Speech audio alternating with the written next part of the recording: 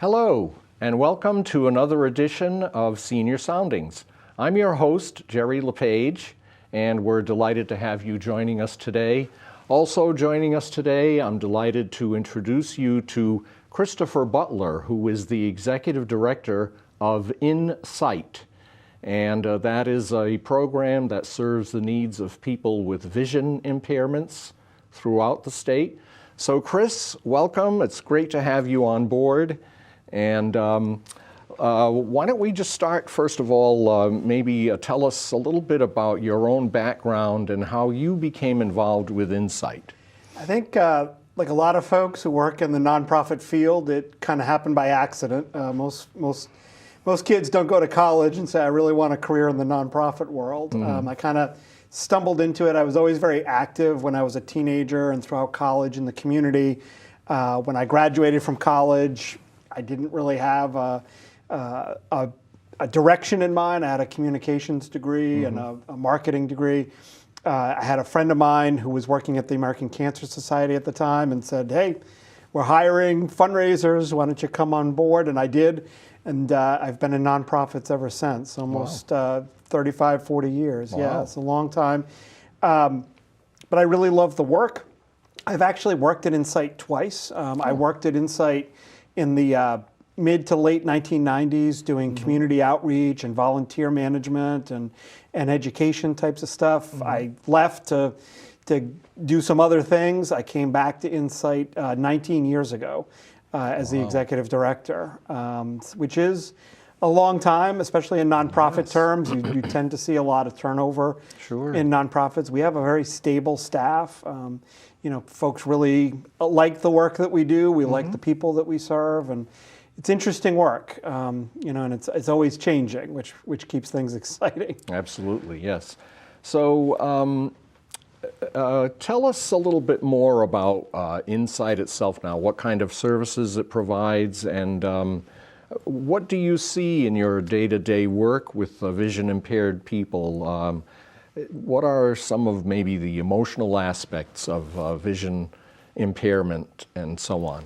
Sure, yeah, we're celebrating our 100th anniversary this year, so we're 100 years old.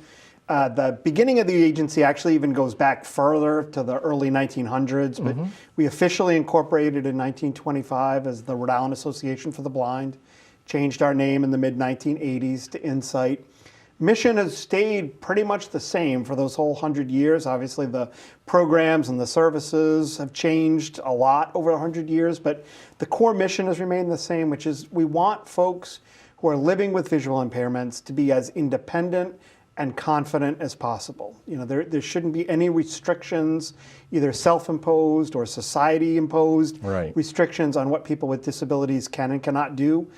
We want people with visual impairments to feel like they can go out and be fully participatory in their community and their families and their lives, to work, to travel, to garden, to paint, to do all the things that people with normal sight do.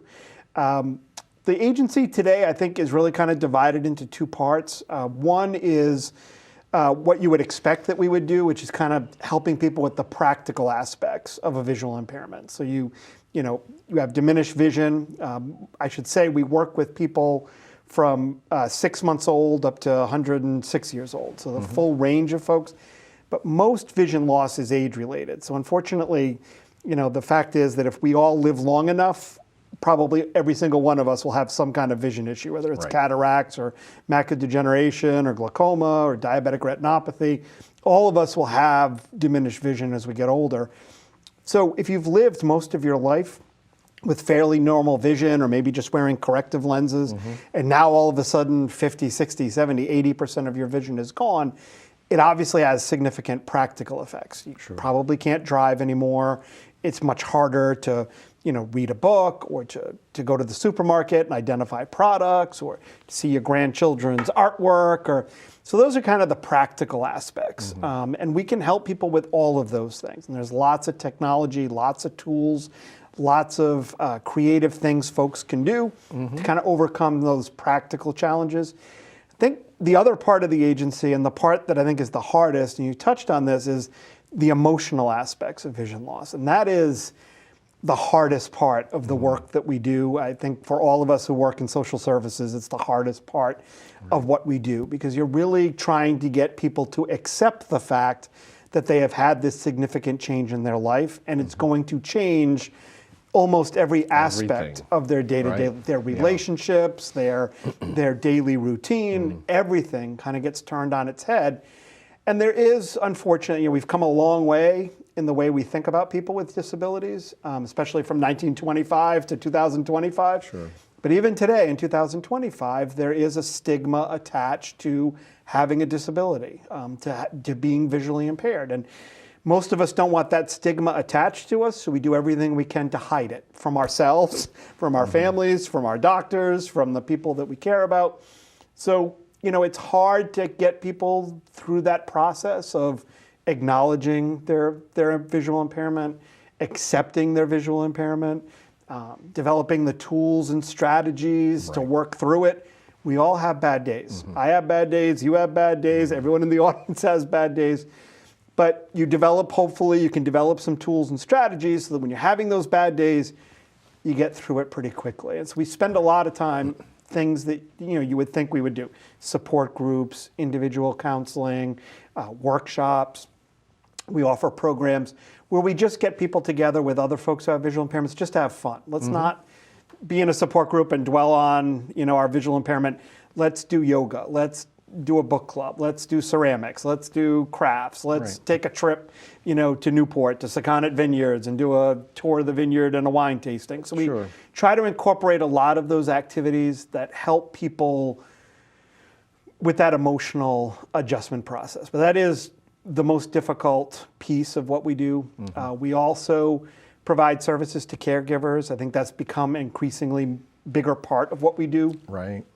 Because we realize that, for folks who are elderly, their adult children are concerned, their spouses, and when somebody in the family has a visual impairment, it affects everybody in the family. Yes. Because now if you can't drive, somebody else has to drive. If you don't feel confident, you don't have the skills and the tools yet to go to the supermarket and do the weekly grocery shopping, well, somebody else is doing that. If you haven't developed the skills to make sure the bills are being paid and the checkbook's being balanced, somebody else is taking on that role. And so everybody, is kind of involved in that process. And again, as a caregiver, you have days where you just feel like, I've had enough. I can't do this. I'm overwhelmed. I don't know. We're not communicating well. And so we also try to help people develop those tools and strategies. So hopefully it's a comprehensive set of services. Having said that, there are also other agencies throughout the state, other nonprofits that work with our population.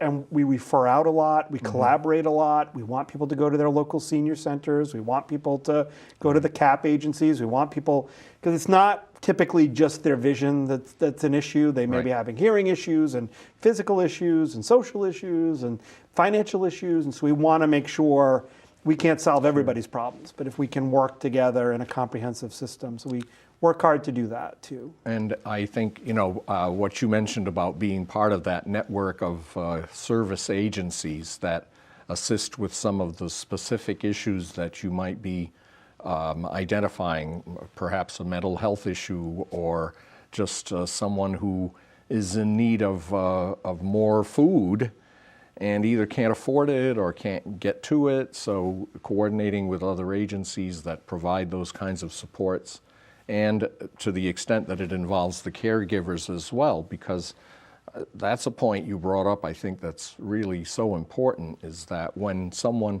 whatever impairment it is, whether it's a vision impairment or just a serious health issue, that need to, and a sudden need very frequently, it comes up right fast, and to have to bring in family members or neighbors and other people to help out, just bringing together a support network can be quite a substantial undertaking. So for a person to have an agency like Insight to help them find the other supports that they need is so important. So good job there. It is.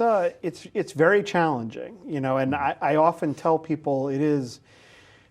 completely overwhelming because vision loss isn't something that most of us ever think about. Right. So most people watching the show have probably never heard of Insight. Have never really given any thought to people with visual impairments or what it would be like if you had a visual impairment. Right. And when you're suddenly thrust into that world, and there's a book that I refer people to a lot, and in the book, the author talks about the trauma of having a visual impairment, and he says it's like you're walking down the street on a nice sunny day, and all of a sudden you get hit by a bolt of lightning. Like the last thing you would expect to happen on a sunny day is to get hit by a bolt of lightning and thrown to the ground. Right. But that's what it feels like when you go to the optometrist or the ophthalmologist and he says, I hate to tell you, but you have macular degeneration or you have glaucoma and your vision is restricted and you're not going to be able to drive anymore. And it hits like a thunderbolt and you don't know where to go and where to turn. And you might start Googling things or you may even go to the Insight website and just become completely overwhelmed by everything that's available. And so we really try, in those initial conversations we have with folks to center it on, what's one meaningful thing that we could work on. Right. And then let's build from there because there's so much to know and so many resources and so many tools. And again, it can become very overwhelming, and it can become very overwhelming for the caregivers as well, because they're in their own emotional headspace. We have had family members who are in complete denial, who don't believe that their loved one has a visual impairment, or it's as bad as they're making it out to be, or that they couldn't drive if they really wanted to. And then we have other family members who go completely the opposite direction, and they smother. I'm going to do everything for you because you can't do anything for yourself anymore. So So it helping them navigate that happy medium of what is the right level of support, and making sure that the person with the visual impairment, that you're not taking away their independence, you're not taking away their self-confidence, and we all want to be as independent as possible, but be safe.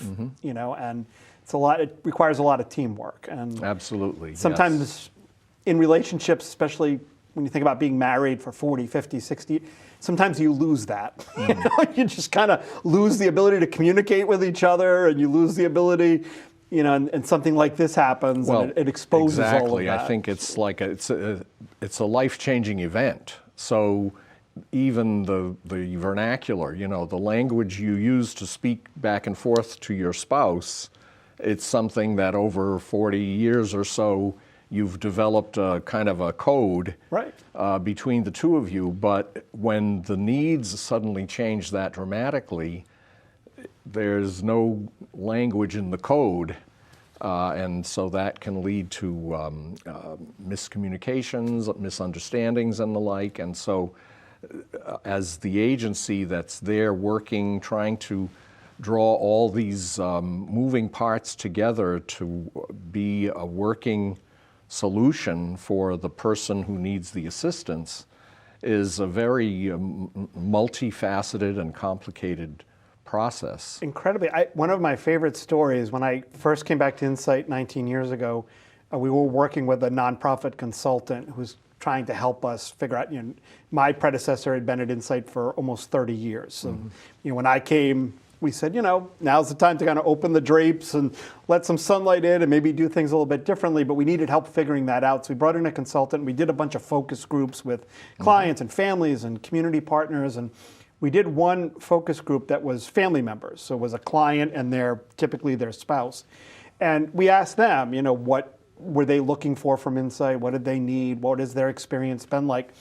And this one particular couple, the woman who did all the talking in the relationship. The husband was very quiet, but the wife, she talked a lot. So she talked about, her visual impairment and her journey and all this kind of stuff. And the facilitator, the consultant we were working with, turned to the husband and said, well, Harold, what has this been like for you?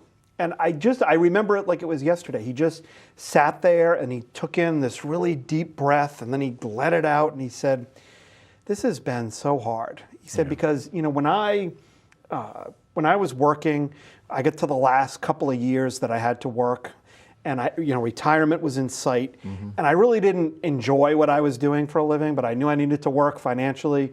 But I kept saying 2 more years, just 18 more months, 12 more months. I had this countdown, and I kept saying to myself, when I retire, I'm going to go golfing 4 times a week. Because, when you're working, you really can't go golfing during the week, and the courses are so busy on the weekends, and no one's available. So when I retire, I'm going to have all the time in the world to go to the golf course in the morning and golf all morning and hang out with the guys in the afternoon. And, a week before I retired, she lost her vision. That's exactly how he said it. She lost her vision. Yep. And so Jane, the consultant, said, well, Harold, how many times have you been golfing since you retired? He said, I haven't. Yeah. And she said, well, why not? And he said, I can't leave her alone. How can I leave her alone? She can hardly see. What would happen if she fell and couldn't get up? What would happen if she went to go use the stove and there was a fire and she couldn't get out of the house? I can't leave her alone. And his wife, Irene, turned to him and said, oh my God, Harold, you drive me crazy. I want you to get out of the house. I want you to go golfing because you're absolutely miserable. They were kind of like fighting it out in front of all of us. Oh my. But they had been married a really long time, and they had never had that conversation. And after that, we followed up with them, and we ended up teaching Irene some skills that she could use. We got how about a medical alert? In case you do fall, you can call somebody for help. Right. Here's how to dial the phone. Here's how to use the microwave safely, and maybe stay away from the stove when Harold's not around. And then we gave him some skills, and eventually he did end up going out a couple of times a week to golf and leaving her alone. And they had their own personal space, and but that. It shows you just how complicated it can be. And as I said, I think sometimes the longer we're in relationships, we kind of forget how to communicate because we fall into a pattern. You do this and I do that, and we kind of go our own ways, and we get together at the end of the day, and how was your day? Fine. How was your day? Fine. We just kind of lose that ability to say, I need this, and it's hard without somebody kind of from the outside sometime coming in and helping you develop those skills again and rediscovering it. So. And that's really the importance of agencies like yours and mine, really, is the fact that, we are there to support whatever the person needs, to evaluate what they need and help them find the help they need. And I think, being able to ask for help is very important. And that's hard. It's hard for me. I tell clients stories all the time about times in my life, whether it's been issues with my kids or issues with my own health, where I just say, oh, it'll be fine. Let's see what it's like tomorrow. It's hard. It takes a lot to reach out, especially when you see yourself as very independent and confident and pull yourself up by your bootstraps, to make a phone call to an agency and say, I think I need to talk to somebody. I think I need some help. Or that is a big, swallow it and come to a support group or come to a workshop. Or it's really, really hard. But if you can get over that mountain, there's so many benefits on the other side. You really can rediscover things, I think. Please, viewers, pay attention. Chris is offering some really good advice there. If you have an issue of some kind, whether it's a vision impairment or whatever it is, do reach out. Do ask for help. We do have an information helpline. Basically, all you have to dial is 211, and that is the Point, which is the Rhode Island Office of Healthy Aging, their central information hub for any kind of information or referral that you might need. So 211. And I'm sure Insight is among the many resources that you would be pointed to depending on your need. So, Chris, we have some time left. Maybe we can talk a little bit about, you mentioned earlier on how you are able to offer technology and some technological solutions to vision impairment problems. And then maybe a little bit about what's happening as far as research into vision impairments and what do you see in the future? I think the technology is really exciting. Technology has really changed the ability of people with visual impairments to be active in the community. When I came back to Insight 19 years ago, we had one person on staff who was blind, and that was our receptionist. And basically all she did was answer the phone, and then she took messages in Braille, and then she would read our messages in Braille. We couldn't have people who were blind that working as social workers or independent, because everything we did was on paper. We had paper files for everybody, lesson plans was from paper, everything was on paper. Today, we have a number of people on staff who are blind and visually impaired because everything we do is electronic.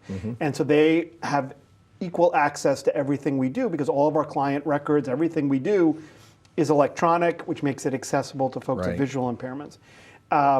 I did a class yesterday about a new type of technology called smart glasses.